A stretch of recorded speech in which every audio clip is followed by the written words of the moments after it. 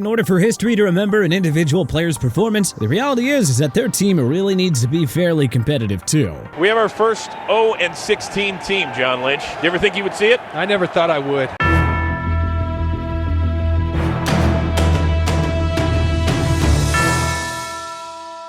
They risk being lost in the annals of NFL lore. So let's take a look back through the years at 10 of the greatest NFL seasons that no one remembers and why. Calvin Johnson, Detroit Lions, 2008. Alright, we could probably make this entire list about Calvin Johnson's career, but let's just talk about 2008. The year that Megatron's brilliance was buried under the rubble of the NFL's first ever 0-16 season. Johnson's second year in the league was nothing short of extraordinary, despite catching passes from a carousel of overmatched quarterbacks. And if you forget just how bad it was, well, go look up a video of Dan Orlovsky running out of bounds for a safety. In any case, Johnson led the NFL with 12 touchdown catches and racked up 1,331 receiving yards, and he was completely unstoppable. In spite of a horrendous supporting cast around him, Johnson's dominance was a ray of light in the Lions' historically bad season. And yet somehow he didn't even make the Pro Bowl that year. If that's not a testament to just how dysfunctional Detroit was at the time, well, I don't know what is. If Johnson had been on even a semi-competent team, then this season would have been remembered as a breakout year for one of the most physically gifted receivers in NFL history. But instead, 2008 is best known for a sad, bad, and ugly defeated Lions team. Dan Marino, Miami Dolphins, 1986. Dan Marino's 1986 season was a statistical masterpiece.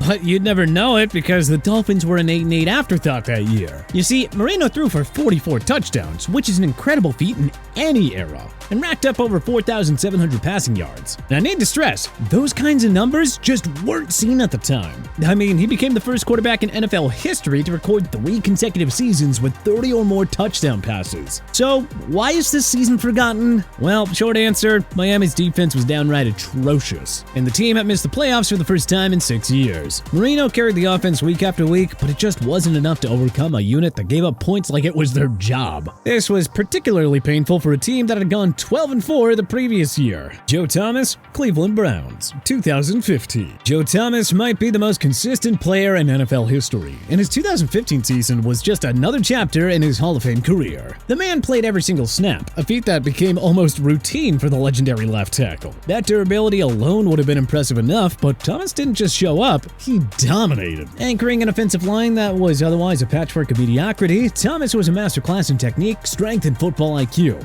It's no wonder that he earned his 6th first-team All-Pro nod in 2015 despite the chaos unfolding around him. Chaos actually might be putting it kind of lightly. The Browns cycled through 3 quarterbacks that season, including the infamous Johnny Manziel experiment, which was a bit of a sideshow in its own right. And thus, the Browns went 3-13 that year, and their dysfunction buried Thomas's brilliance under a mountain of losses and missed opportunities. Man, just imagine Joe Thomas protecting the blind side for a contender. Like, picture him in a Patriots uniform during their dynasty years, or on a Packers team with Aaron Rodgers in his prime. Now that is a tantalizing what-if that NFL fans will ponder forever. Philip Rivers, San Diego Chargers, 2010. Philip Rivers was on fire in 2010, throwing for over 4,700 yards with a passer rating north of 100. The Chargers had the league's top-ranked offense and defense, and still somehow missed the playoffs. Why? Well, their special teams was an unmitigated disaster. Rivers did everything that he could, often throwing to guys you've probably never heard of, like Patrick Creighton and Shea Giratutu. But when your special teams are allowing blocked punts and kickoff returns left, right, and center, there's really only so much you can do. Rivers' brilliance was wasted in what became one of the most bizarre seasons in NFL history, that at this point is only remembered for how bad that special teams was for San Diego. Barry Sanders, Detroit Lions, 1996. Barry Sanders made magic every time that he touched the ball. And 1996 was no exception. In 1996, during the first game of the season against the Minnesota Vikings, Sanders recorded 24 rushing attempts for 163 rushing yards, and the running back many regarded as the GOAT never looked back, as he led the NFL in rushing. He led the NFL with 1,553 rushing yards and added 11 touchdowns. But the Lions, well, they went 5-11, missing the playoffs after losing 9 of their final 10 games. It is a huge shame, too. Sanders was a human highlight reel, breaking ankles and juking defenders into oblivion. And yet, because Detroit just couldn't put together a competent team, one of Sanders' finest seasons has become a forgotten footnote in his legendary career. Deshaun Watson, Houston Texans, 2020. While Deshaun Watson's career has largely deteriorated into a punchline, there was a time that he was actually one of the best quarterbacks in the game. In fact, Deshaun Watson's 2020 season was the kind of year that most quarterbacks dream of. He led the NFL with a jaw-dropping 4,823 passing yards, tossed 33 touchdowns to just 7 interceptions, and finished with a sparkling 92.4 PFF grade. By every statistical measure, Watson was among the elite. He had precision, playmaking abilities, and the kind of consistency that makes franchise quarterbacks worth every penny of their contracts. Unfortunately for Watson, the Texans were a complete and utter mess. Houston's 4-12 record wasn't just a result of bad luck. It was a masterclass in organizational dysfunction. Watson was sacked 49 times behind an offensive line that looked more like Swiss cheese than a protective unit. And yet, he still balled out week in and week out. To make matters worse, Watson's brilliance was overshadowed by, well, off-the-field chaos. From the questionable DeAndre Hopkins trade the year prior to the firing of head coach and GM Bill O'Brien mid-season, the Texans were a team with no direction and even less hope.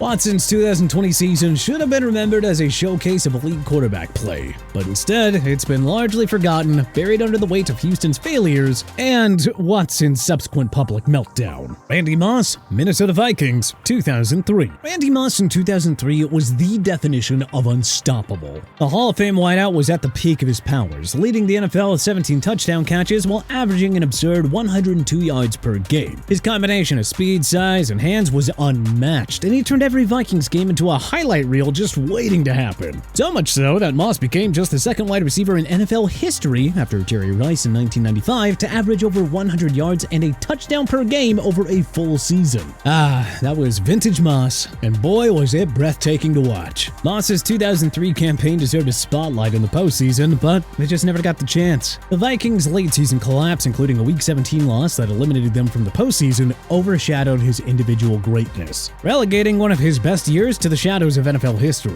This was Moss at his peak, dominating double teams, torching defenses, and rewriting the record books. But without a playoff run to showcase his talents, his season just became a footnote. It's a shame, really. Moss gave us one of the most electrifying wide receiver seasons ever, but the lack of a postseason stage meant that fans were robbed of seeing him take over when it mattered most. This wasn't just a great season. It was a reminder of how even transcendent talent can be muted by a team's shortcomings. Lavonte David, Tampa Bay Buccaneers, 2014. Lavonte David has long been one of the NFL's most underrated linebackers, a player whose consistency and excellence have flown under the radar for much of his career. In 2014, his production was Pro Bowl worthy. David did not get the accolades that he deserved that year, but those who watched him know just how dominant he truly was. With 146 tackles, 17 tackles for loss, and 4 forced fumbles, he was everywhere on the field. Despite all his individual brilliance, the Buccaneers stumbled to a 2-14 record, earning the #1 pick in the draft. Herschel Walker, Dallas Cowboys, 1988.